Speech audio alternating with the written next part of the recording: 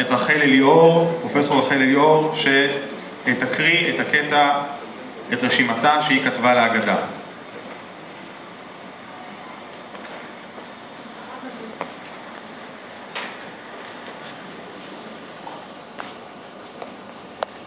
העם היהודי הוא קהילת זיכרון המצווה לזכור, לספר ולהנחיל מדור לדור מושגים מופשטים נצחיים היוצרים מילון מקודש של דעת, אמת וצדק, אחווה, שוויון, שלום וחירות. בביטויים כמו אלוהי צדק ואמת, דעת, אמת וצדק,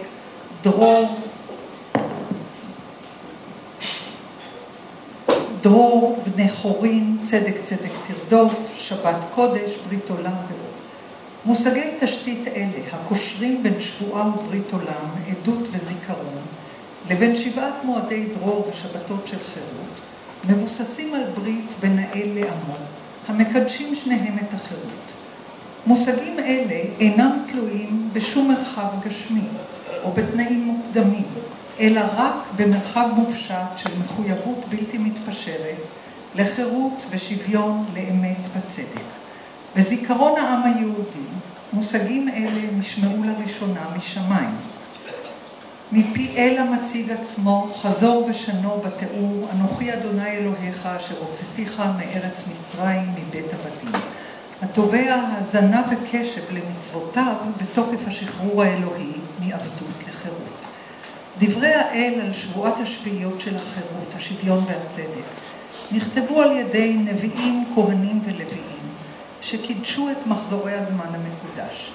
אלה נודעים כמועדי דרור ומקראי קודש, וכוללים את השבת, השביתה והחירות מכל עמל, שיעבוד ועבודה, את 7 מועדי אדוני ו7 חודשי השנה הראשונים, ובראשם חג החירות, ואת זמן השמיטה והיובל.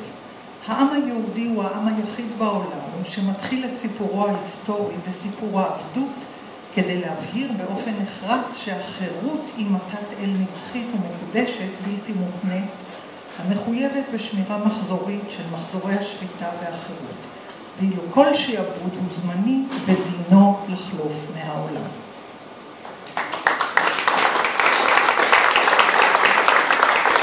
תודה רבה. ויבקש עכשיו מברנרד אבישי שיקרא את מה שהוא כתב. תודה. I just want to share with you something that happened at our table. ברנרד, אתה יכול לזוז לאור כדי שיראו אותך קצת יותר? בוודאי. We were talking and someone recalled George Orwell's famous epigram. He who controls the past controls the future. He who controls the present controls the past. This Haggadah is our very modest way of trying to control the past. So with this, just a little context, I'm commenting on the time when the rabbis are fantasizing about the numbers of plagues that were hit on the Egyptians.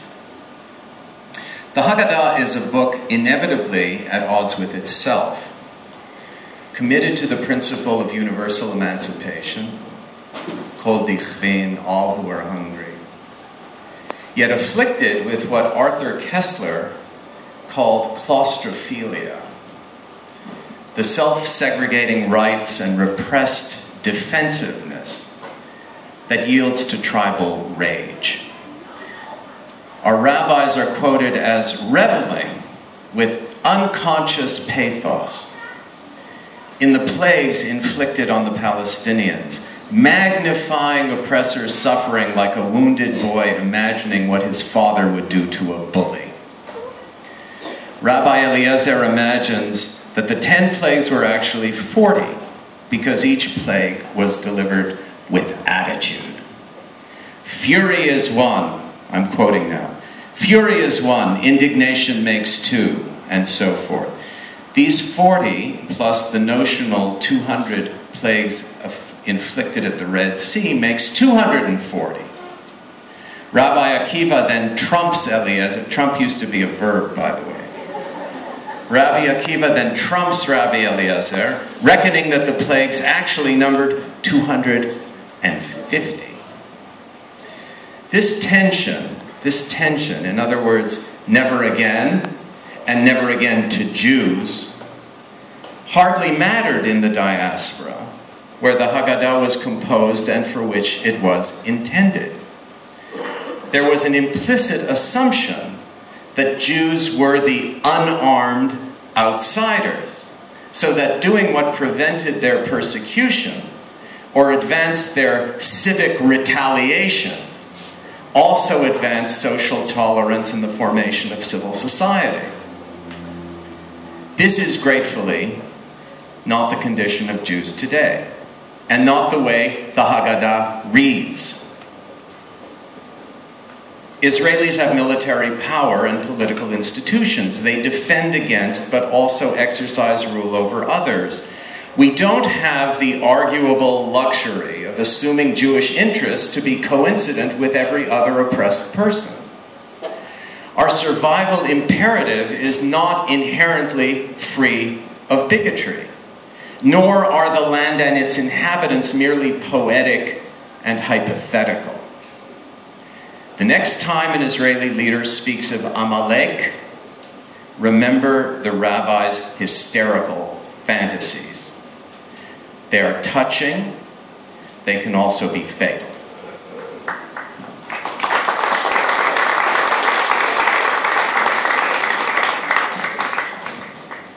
תודה רבה. אני מבקש דניאל ברטל, שהיה מיוזמי ההגדה ומפקיה, יאמר כמה מילים.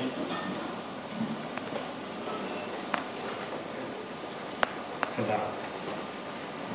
זה רגע מיוחד עבורנו, כיוון שהסדר שנערך באולם הזה אינו יחידי. בשלושת הימים הבאים יערכו ברחבי העולם סדרים רבים, בבתים פרטיים, במקומות ציבוריים, ובהם יקריאו את ההגדה הזאת. וגם, המשתתפים ירגישו שותפות לרעיונות שמביעה ההגדה שלפנינו, שגם סיסו מאמינה בהם. ומהו הלקח של ההגדה, שזה חוזר ונשנה אצל הרבה מאוד דוברים? אגדת הפסח מספרת על יציאת בני ישראל משעבוד אל החופש הנכסף אחרי שהיו עבדים במצרים. ויראו אותנו המצרים ויענונו ויתנו עלינו עבודה קשה. אבל זהו רק צידו האחד של הסיפור. בצידו השני, ההגדה מספרת על השתחררות המצרים מהעול שנגרם להם עקב שעבוד בני ישראל. על המצרים הונחתו 9 מכות איומות, מפני שמיינו לשחרר את עבדיהם. אולם, מכיוון שמכות אלו לא פתחו את עיניהם לראות ואת אוזניהם לשמוע, לא הייתה ברירה אלא להטיל עליהם מכה קשה מנשוא. וחיכיתי כל בחור בארץ מצרים.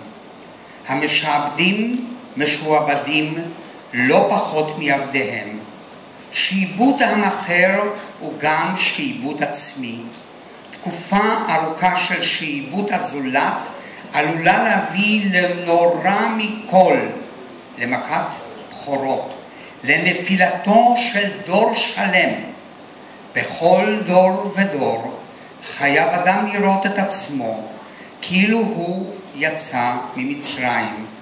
עלינו לצאת ממצרים של משובדים ומשלטון ללא מצרים של משעבדים. עליו להציל את זולתנו ואת עצמנו. עלינו להוציא לחירות וכך לצאת לחירות. עלינו לזעוק לפרעה שבנו, שלח את עמי, שלח לחופשי את שני העמים. שחרור הפלסטינים הוא הכרח מוסרי יהודי וגם צורך קיומי ישראלי. הוא חייב להתבצע למעננו ולמען הדורות הבאים. זאת מצווה ומטרה שלמענן יהודים מכל קצות תבל חייבים להתגייס. סיסו פועלת למטרה הזאת ומודה שבאתם להזדהות איתה. תודה.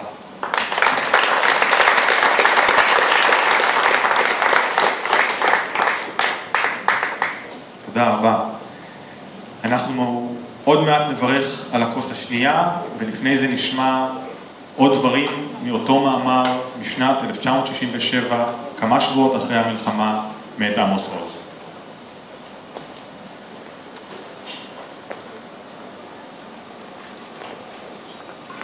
חודש, שנה או דור, יהיה עלינו לשבת ככובשים במחוזות אשר ליבנו יוצא אליהם בשל המטען ההיסטורי. ובלבד שנזכור ככובשים באין ברירה, כאמצעי לחץ לקירוב השלום, לא כגואלים ולא כמשחררים. רק בדמדומים של מיתוס אפשר לדבר על שחרורה של אדמה הנאנקת תחת עול זרים. אין אדמה משועבדת, אין שחרור לאדמות. יש אנשים משועבדים, ורק לגבי בני אדם יש משמעות למילה שחרור.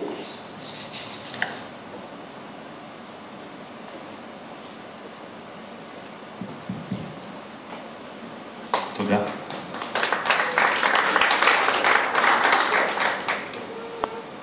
נרים כוס שנייה ויברך את הברכה חבר הכנסת ממרץ עיסאווי פריג'.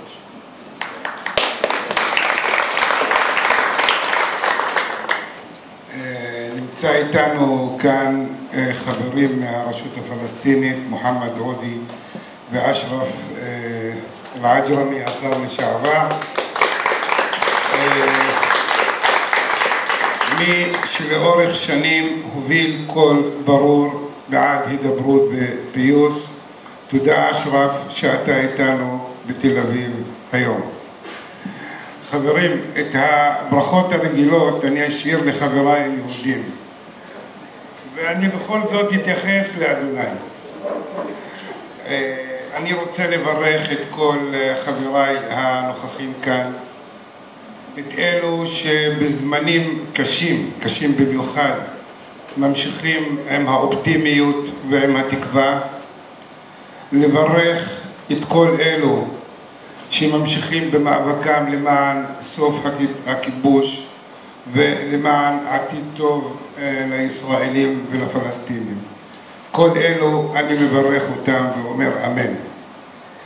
לצורך ענייננו אני אומר לפני החג שמח, ברוך אתה אדוני אלוהינו מלך העולם בורא פרי הגפן. חג שמח.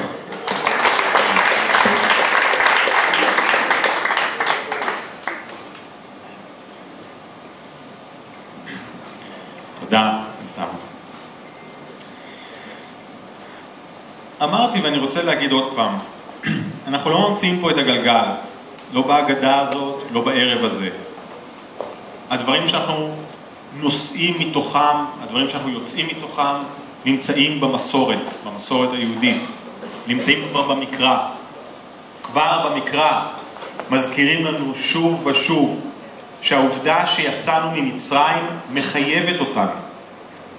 מחייבת אותנו בצורה שבה אנחנו נוהגים באחרים. אני רוצה להקריא לכם כמה פסוקים. וגר לא תונה ולא תלחצנו, כי גרים הייתם בארץ מצרים. גר במובן זר. וגר לא תלחץ, ואתם ידעתם את נפש הגר, כי גרים הייתם בארץ מצרים. וכי יגור איתך גר בארצכם, לא תונו אותו. כאזרח מכם יהיה לכם הגר הגר איתכם, ואהבת לו כמוך, כי גרים הייתם בארץ מצרים.